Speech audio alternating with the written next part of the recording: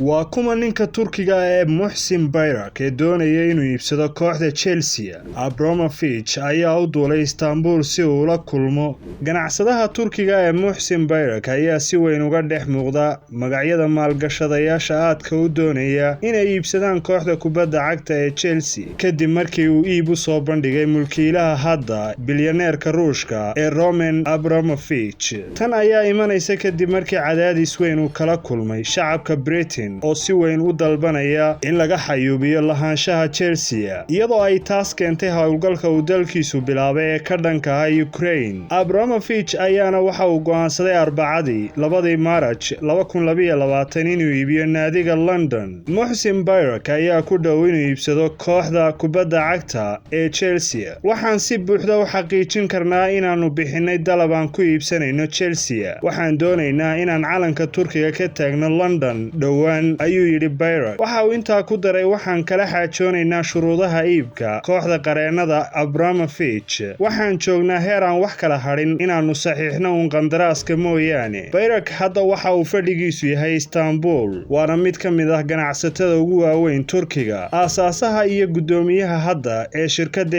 AB Group. Laakiin macluumaadka ku saabsan waayihiisu waa mid aad u yar. Shirkaddan oo ay ku tilmaantay warbaahinta Ingiriisku inay tahay hormuud, waxa ay ka shaqaysaa dalxiiska, dhismaha, tamarta iyo xataa cryptocurrency-ga. Bayrak waxa uu ku dhashay gobolka bari ee Badlis. Waxa ay sagaashamaadkii isaga iyo qoyskiisu u guureen magaalada Istanbul si uu waxbarashadiisa u dhammeeyo. Kadib markii uu ka qalin jabiyey qaybta injineernimada, waxa uu aasaasay shirkad ganacsi sanadkii 1999. Wargeyska Hurriyet ee ka soo baxa dalka Turkiga ayaa soo xigtay hadalka Bayrak oo uu ku xaqiijiyey in qoyskiisu ay door bideen inay ka haajiraan tuulada fog ee ay ku nool yihiin oo ay u guuraan Istanbul. Inkastoo uu sheegay in aabihii hanti dhulbeereed badan ah ku lahaa, waxa uu kala xusay inuu ka mid yahay 13 walaal ah oo hal hooyo wada dhashay. Waxa uu intaas ku daray, markii aanu nimid Istanbul waxaanu ka shaqaynay dhinaca dhismaha. Waxaanu aragnay dalkan guulo waaweyn in laga gaari karo marka ay dadku shaqeeyaan. Mahadi ha ka gaadhe shaqo iyo dulqaad. Aniga iyo walaalahay waxaanu leenahay tiro badan oo shirkado ah. Waxaan rabaa inaan dhalinyarada gaar ahaan bariga iyo koonfur bari aanu noqdo tusaale ku dayasho mudan wixii aan qaban karo, ayaa uu yidhi. Arrinta cajiibka ah ayaa ah in Bayrak uusan weligii maalgelin dhanka ciyaaraha, balse uu horey ula soo shaqeeyey Abramovich, kaasoo uu hadda kala xaajoonayo siduu uga iibsan lahaa kooxda caanka ee Ingiriiska ee 2 jeer Championka Yurub qaaday. Bayrak oo ay shirkadiisa weyn ka shaqeeyaan 10,000 oo qof kuma qanacsanayn ka shaqaynta Turkiga. Mashaariicdiisuna waxay ku fideen Greega, Italy, Spain iyo Britain. Waxa uu dalka Greega ku leeyahay shirkad koronto oo aad u weyn, waxaana dowladda Greegu ay u xil saartay mid ka mid ah shirkadihiisa inay dhisto dekedda magaalada caasimadda ah ee Athens. Maalqabeenkan Turkiga ah ayaa sidoo kale xoogaa maalgashi ah ku leh caasimadda Ingiriiska ee London, halkaasoo hantidiisu tahay 5.1 bilyan, sida ay sheegtay majallada Forbes oo ku takhasus leh tirakoobka hantida iyo la socodka kobaca hay-adaha maaliyadda iyo shirkadaha. Marka loo eego waxyaabahaas oo dhan, Bayrak waxa uu haystaa fursado badan oo uu kaga duwan yahay maalqabeennada kale ee raba inay iibsadaan kooxda. Bayrak ayaa waxa uu rajeynayaa in heshiisku ku soo gabagaboobo toddobaadka soo socda gudihiisa, sida laga soo xigtay wargeyska The Sun ee ka soo baxay Ingiriiska, kaasoo xaqiijiyey in Abramovich uu diyaarad khaasa ugu safray Turkiga dhowrkii maalmood ee lasoo dhaafay si uu la kulmo dhiggiisa Turkiga. Waxaa ka mid ah maalqabeennada kale ee doonaya inay iibsadaan kooxdan Chelsea: Jim Ratcliffe oo Britain u dhashay, Stephen Ross oo Maraykan ah, Lotfi Mansour oo ah Masaari ahna maamulaha guud ee Man Capital, iyo horyaalka fanka dagaalka ee Conor McGregor ee reer